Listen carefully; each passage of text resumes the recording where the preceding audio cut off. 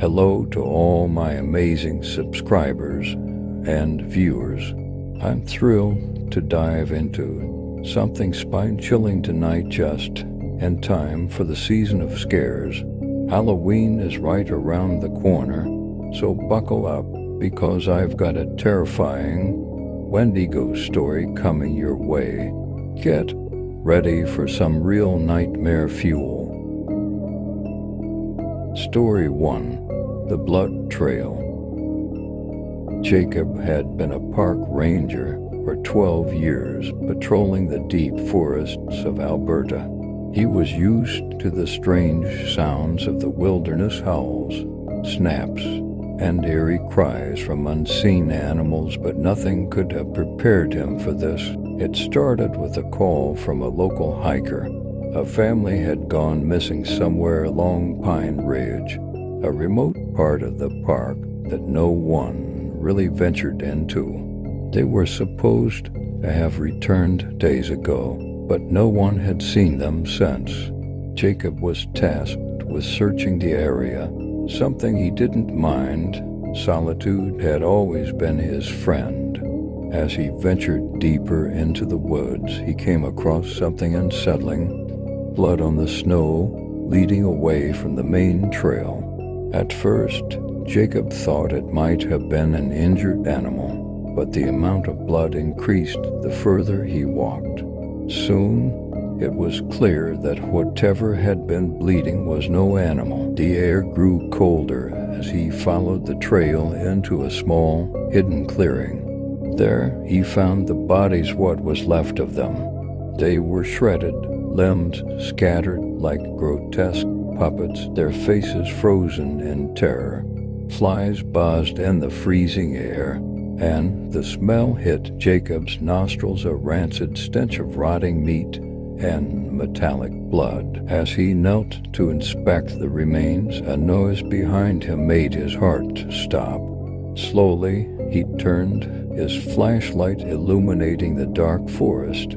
Standing at the edge of the clearing was something tall, gaunt, and barely human.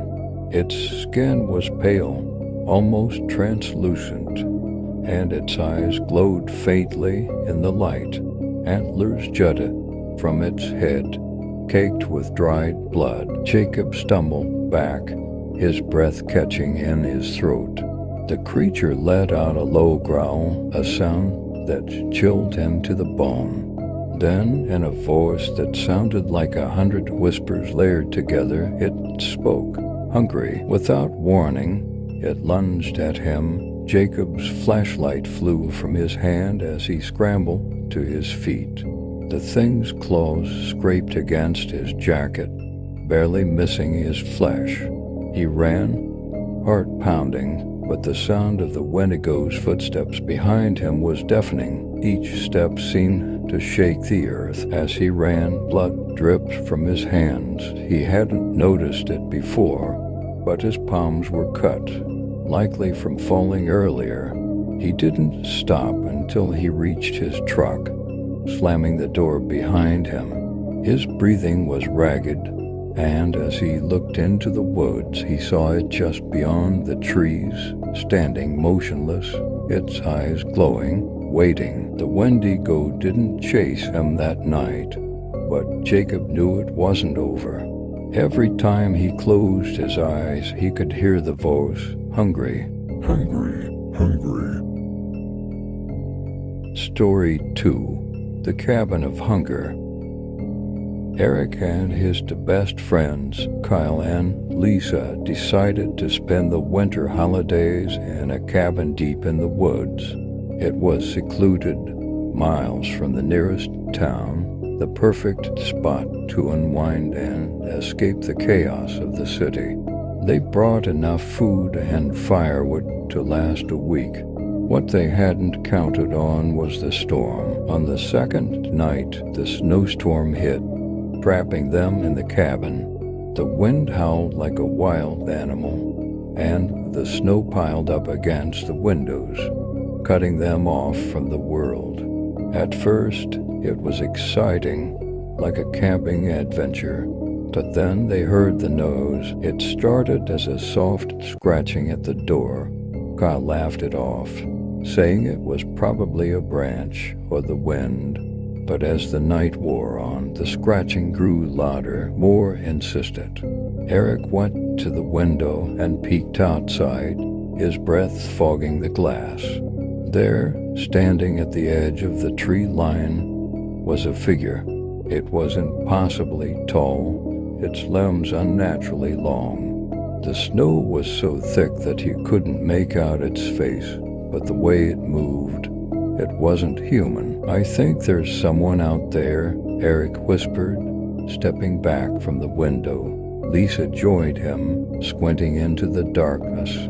"It's probably just a deer or something," but deep down they all knew it wasn't. The next morning, they found tracks in the snow, huge, clawed footprints leading to the door and then back into the woods.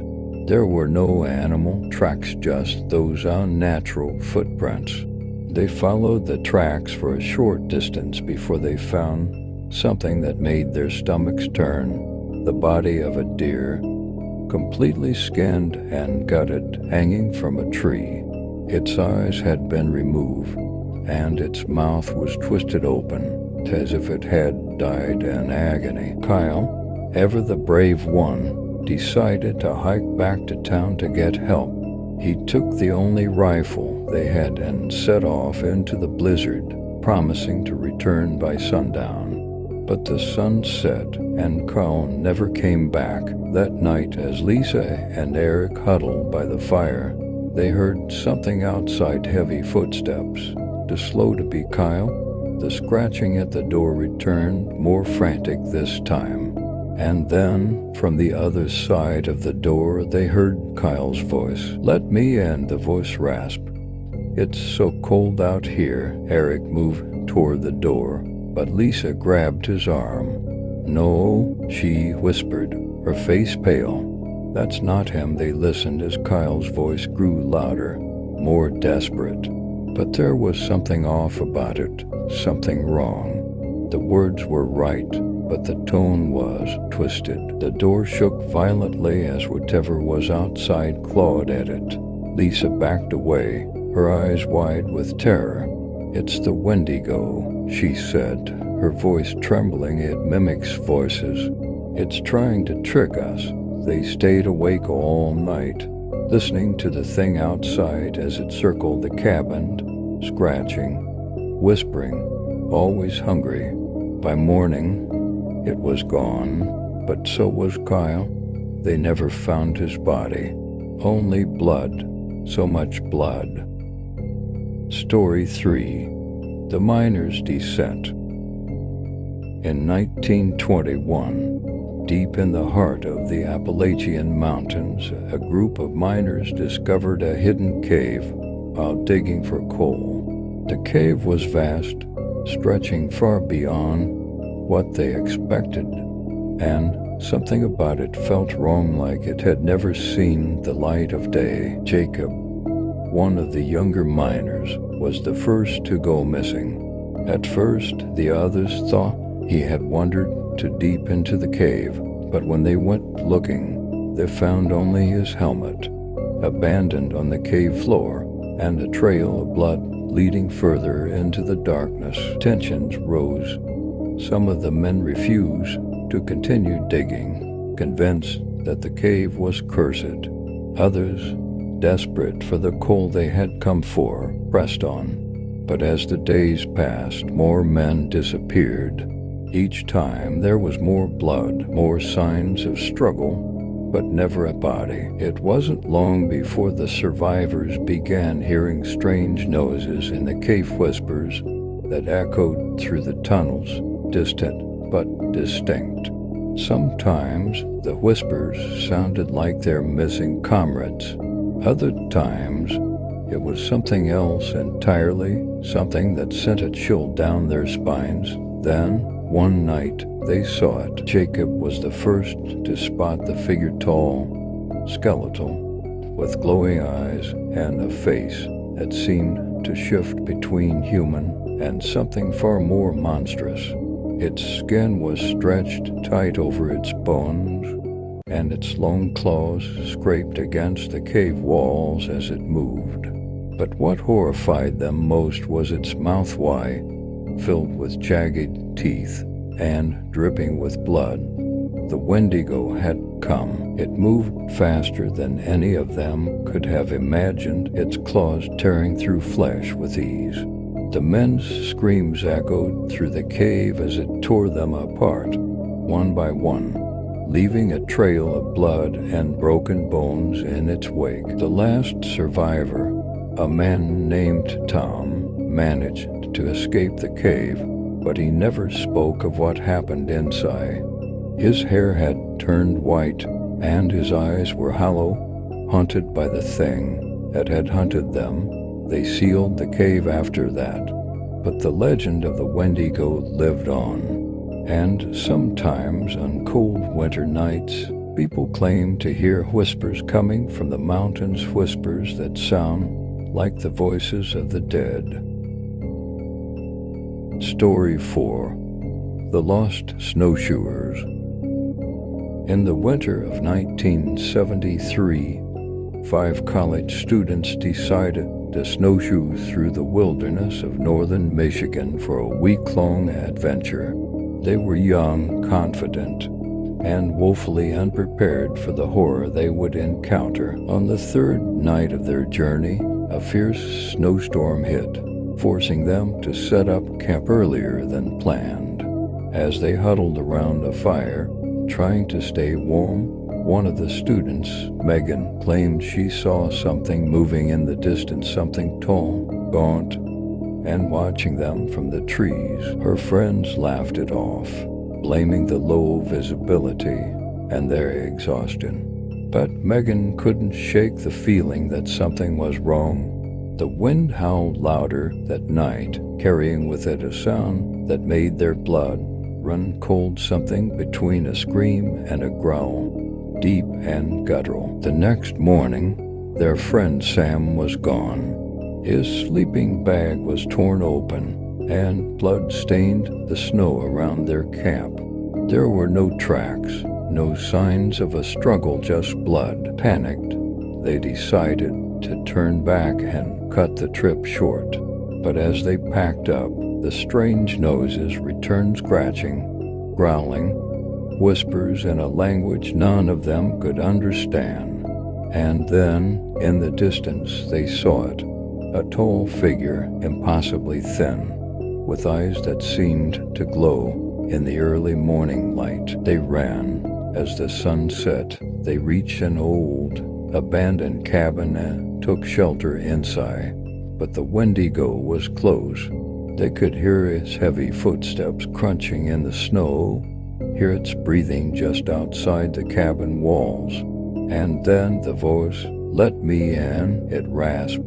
It sounded like Sam, but they knew better. They stayed huddled in the corner of the cabin, terrified as the thing outside circled them, whispering in Sam's voice, scratching at the door. Hours passed, but the wendigo never left. By morning, 2 more of their friends were dead, their bodies torn apart while they slept. Only Megan and Jake remained. They ran through the woods, desperate to escape. But the wendigo was faster. It caught Jake, tearing him apart right in front of Megan's eyes. She didn't stop running until she collapsed in the snow, sobbing and alone. She was found days later, delirious, half-frozen, and covered in blood. They never found her friends. All that remained were the bloody remains of their camp and the whispers of the wendigo carried on the wind. Story 5. The Hunter's Curse.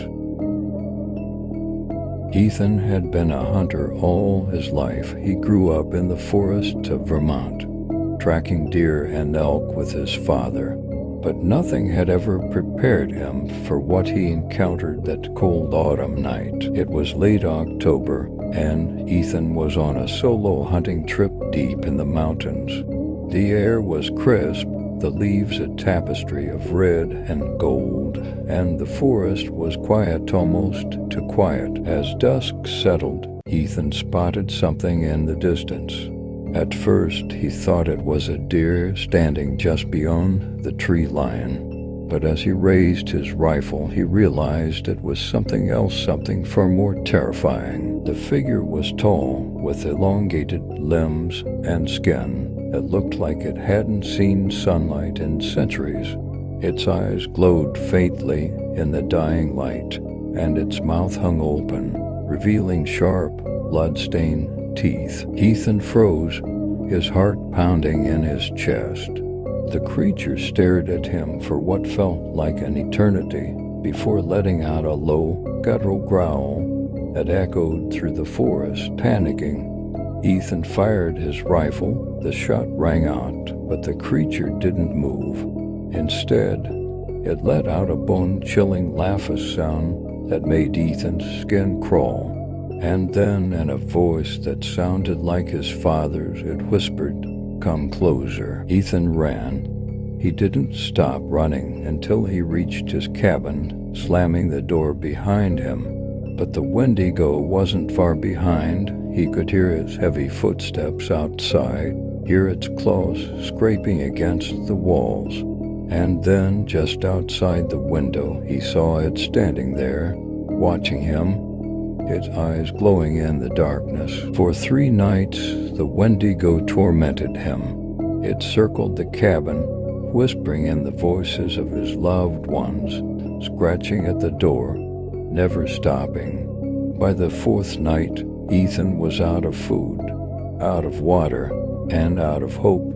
In the early hours of the morning, he opened the door. They never found his body, just blood. So much blood. These stories should capture the terrifying essence of the wendigo, each in a unique and gruesome setting. The psychological fear of being hunted, combined with the visceral horror of blood and violence, ties them all together, while keeping them separate tales of fear and dread. I really hope you all enjoy this spine-tingling tale. If you do, don't forget to hit the like and subscribe button. I've got plenty more terrifying stories coming your way all through Halloween.